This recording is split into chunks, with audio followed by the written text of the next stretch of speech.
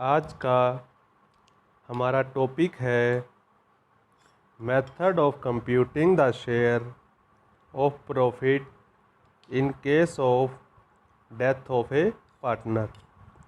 जब किसी साझेदार की मृत्यु हो जाती है तो उस मृतक साझेदार को मिलने वाले लाभों की गणना किस प्रकार की जाती है।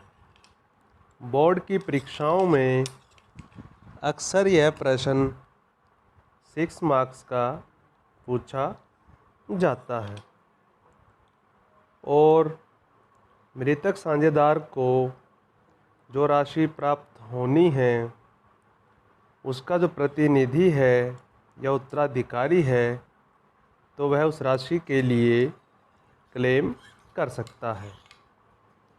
तो मृतक साझेदार के पूंजी खाते में कुछ राशि क्रेडिट की जाती हैं और कुछ राशि डेबिट की जाती हैं।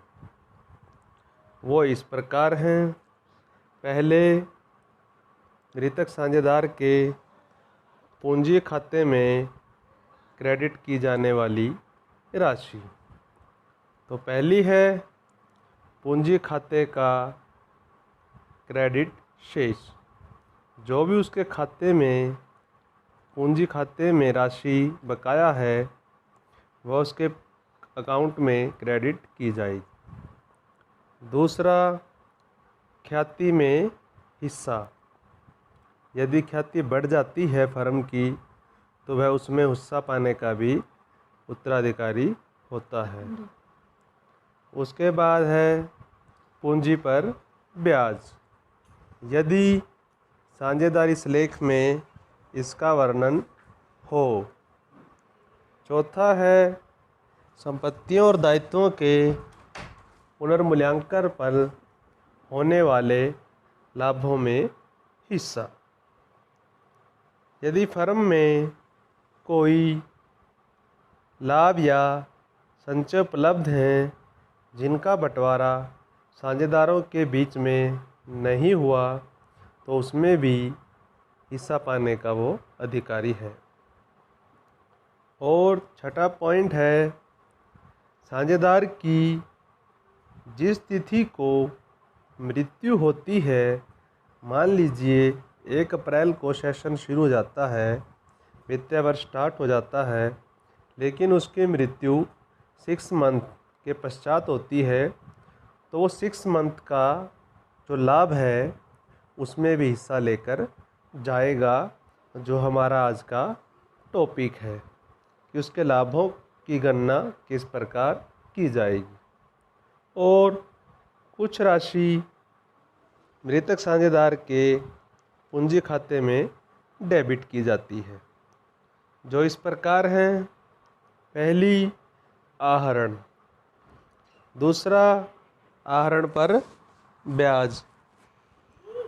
तीसरा, संपत्तियों और दायित्वों के पुनर्मूल्यांकन से होने वाली हानि।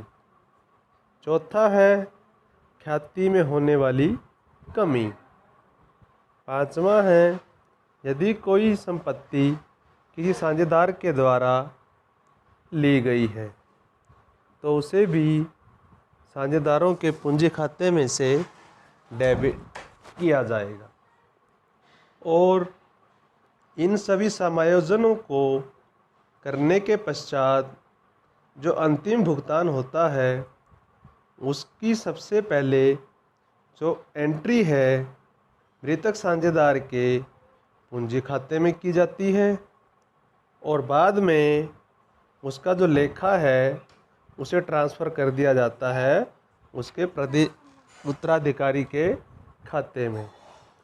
और यदि फर्म भुगतान करने में देरी करती है तो जितनी देरी फर्म के द्वारा की जाती है भुगतान करने में उतने समय का फर्म को 6% की दर से ब्याज का भुगतान साझेदार को करना होता है। मृतक साझेदार को मिलने वाले लाभों की गणना करने की दो विधियां हैं। पहली विधि है टाइम बेसिस, समय के आधार पर। दूसरी विधि है सेल बेसिस, यानी बिक्री के आधार पर। अब हम इन दोनों मेथड को वन बाय वन स्टडी करेंगे। तो पहला मेथड है समय के आधार पर, यानी कि एक साझेदार की यदि मृत्यु 3 माह पश्चात हो जाती है, सेशन स्टार्ट होता है 1 अप्रैल से और उसकी मृत्यु हो जाती है 30 जून 2000 को, यानी कि 3 महीने पश्चात, तो उसको जो 3 महीने का लाभ है जो दिया जाएगा, उसकी जो गणना है वो समय के आधार पर किस प्रकार की जाती है। तो सबसे पहले हमें इस मेथड के अंतर्गत उसके जो लाभ हैं उसकी गणना करनी पड़ेगी, यानी फर्म को कितना लाभ हुआ उस समय तक। तो हमें उस समय तक के लाभों की जो गणना है या तो पिछले वर्ष के आधार पर या औसत लाभ के आधार पर करनी है। जितना पिछले वर्ष का लाभ है उसको जितने माह के पश्चात किसी साझेदार की मृत्यु होती है तो उसमें डिवाइड कर दिया जाता है। एग्जाम्पल के माध्यम से इसे समझेंगे आगे। तो एग्जाम्पल को देखते हैं। मान लीजिए 3 माह पश्चात साझेदार की मृत्यु हो जाती है, तो सबसे पहले या तो प्रीवियस यानी पिछले वर्ष का लाभ या औसत लाभ, दोनों में से जो भी उपलब्ध हो। तो हम इस एग्जाम्पल में औसत लाभ के माध्यम से स्टडी करते हैं। तो हमें 5 वर्षों का लाभ दिया हुआ है, उन पाँचों का हम टोटल कर लेते हैं, वो आ जाता है 54,000 रुपये। और बाद में फिर इसका एवरेज निकाल लेते हैं। 54,000 बटा में 5 यानी कि 10,800 रुपये इसका औसत लाभ निकल जाता है। ये औसत लाभ है। फिर औसत लाभ को 3 महीने पश्चात साझेदार की मृत्यु हुई है तो 3 महीने में इसका हिस्सा निकाला जाता है। 10,800 को 3/12 यानी कि 3 माह का लाभ, जब साझेदार की मृत्यु हुई है उस समय तक का लाभ निकाला जाता है। इसे estimated profit of the firm भी कहा जाता है। तो वो होता है 2700 रुपये। ये फर्म का 3 माह का लाभ निकला है अभी तक। इसमें से हमें मृतक साझेदार के हिस्से का लाभ भी निकालना है। मृतक साझेदार का लाभ निकालने के लिए उसका जो प्रॉफिट शेयरिंग रेशियो था उसको लाभों में हिस्सा मिलता था 1/3। तो फर्म का जो लाभ है वो है 2700 रुपये अप टू 3 मंथ। तो 2700 को 1/3 उसका जो हिस्सा है लाभों में उसमें से निकाला जाता है तो वो आ जाता है 900 रुपये। यानी कि साझेदार को समय के आधार पर 3 महीने का 900 रुपये जो लाभ है वो प्राप्त होगा। तो इसकी जो एंट्री होती है वो होती है profit and loss expense account to deceased partner capital account. हमारा दूसरा मेथड है बिक्री के आधार पर। इस मेथड के अनुसार सबसे पहले हमें देखा जाता है लाभ और या टोटल बिक्री, यानी टोटल लाभ कितना है और टोटल बिक्री कितनी है, यानी कि कितनी सेल पर कितना लाभ हुआ है। मान लीजिए 1 लाख का सेल है, 20,000 प्रॉफिट हुआ है, इट मीन्स 20% प्रॉफिट की रेशियो है। तो इसी तरह से एग्जाम्पल भी से समझते हैं। तो सबसे पहले हमें एस्टिमेटेड प्रॉफिट निकालना है up to date of death, यानी मृत्यु के समय तक टोटल कितना प्रॉफिट था फर्म को बिक्री मेथड के अनुसार। तो इसमें सबसे पहले पिछले वर्ष की या तो लाभ हो या पिछले वर्ष की बिक्री, दोनों में से जो भी दिया हो उसके आधार पर निकाल सकते हैं।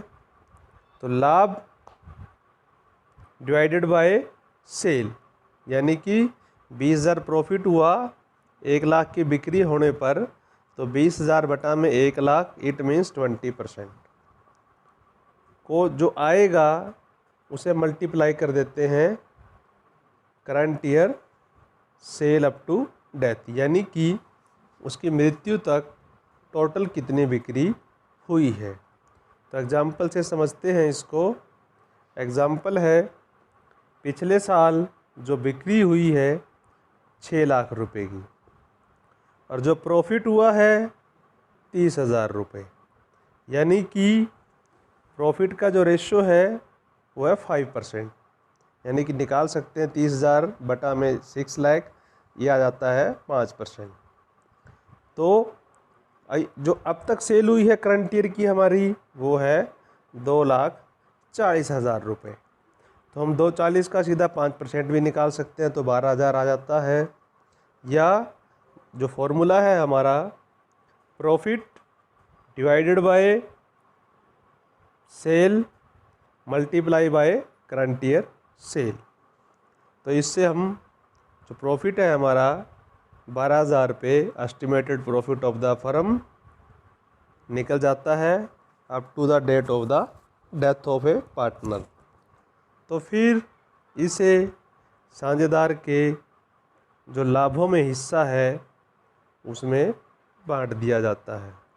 उसका लाभों में हिस्सा है 1/6 और फर्म का प्रॉफिट है up to date of death 12,000 रुपये, तो 12,000 का 1/6 आ जाता है 2,000 रुपये। तो इसकी जो एंट्री होती है वही same, profit and loss expense count to deceased partner capital account. और यह क्वेश्चन अक्सर बोर्ड की परीक्षाओं में 6 मार्क्स का आता है और बहुत ही सिंपल और सरल क्वेश्चन है, थ्योरेटिकल क्वेश्चन के रूप में आता है। और धन्यवाद।